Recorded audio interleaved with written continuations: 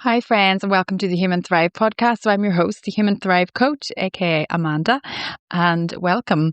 So, this is where we talk about the nervous system and regulation, identity, recalibration, and learning how to thrive as a human, and not just to perform as one. And how do we get away from living in survival mode? Because we want to thrive.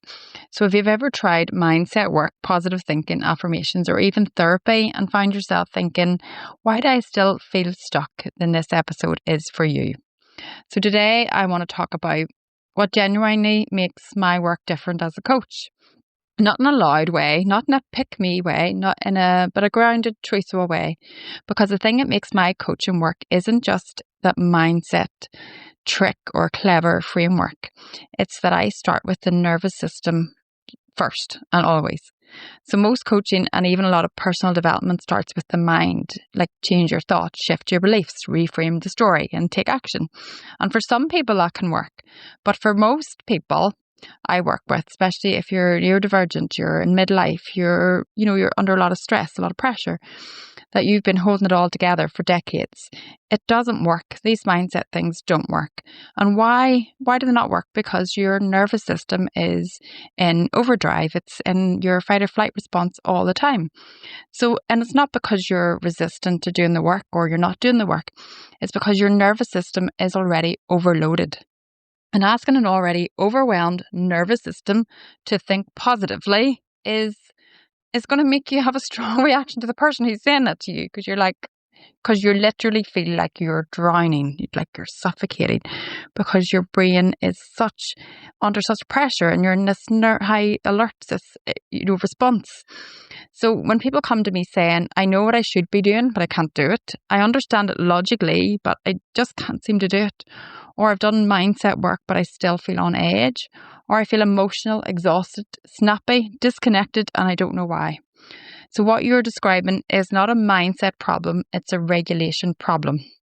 And I've noticed this a lot, obviously, with working with a lot of neurodivergent people, that you're at a higher level of kind of stress all the time. Your body can be in that fight or flight response all the time. And none of that mindset work is going to work unless you're regulated. So your nervous system has learned that life is demanding, it's unsafe, it's relentless, it's unpredictable. And your body is just trying to keep you in survival. It's just trying to keep you to survive. Doesn't care if you're happy, if you're feeling calm. So it's just, you're in that survival mode all the time. And no amount of affirmations or thinking positive will override that. So that's why my Human Thrive method, we don't start with goals. We don't start with fixing, and we don't start with be better, think positive. We start with safety. Because when the nervous system feels safe, then clarity will return, your energy returns, your emotional reactions will soften, and your decision making will improve, and you'll be able to trust yourself again. And not because you forced it, but because your body is no longer living in defense, like it's under attack. So this is the first time, something can feel like it's working. And not because I give you new information, but because we work with your biology, we work with your brain and not against it. So we regulate first, then we do the reframing and the recalibrating the identity. But then and only then do we move into looking at purpose, direction and action.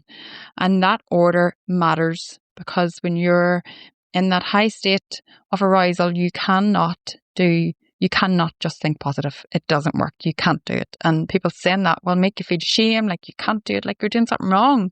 Why can't I just think positive? It's because you're so unregulated.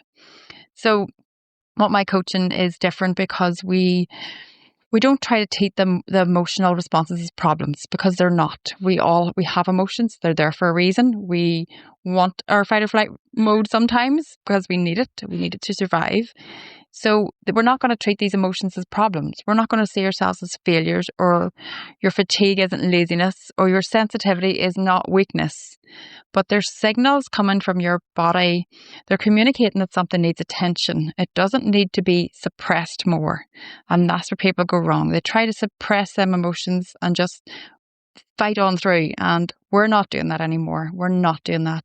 We're going to stop fighting our nervous system, and it will stop fighting you.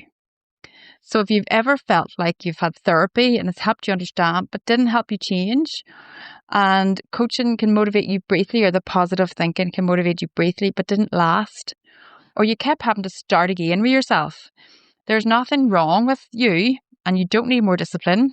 What you need is regulation, then the transformation.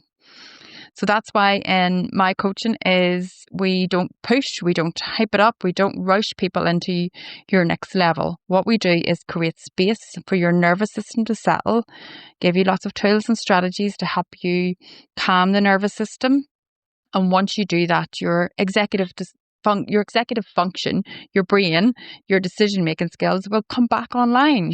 Because at the minute, you're living as if you're being constantly chased by a tiger. You cannot think straight. You can't just think positive. You're getting chased by a tiger. You cannot just think positive to get out of it. You need to get to a place of safety. So we need to get your body, your brain to a place of safety.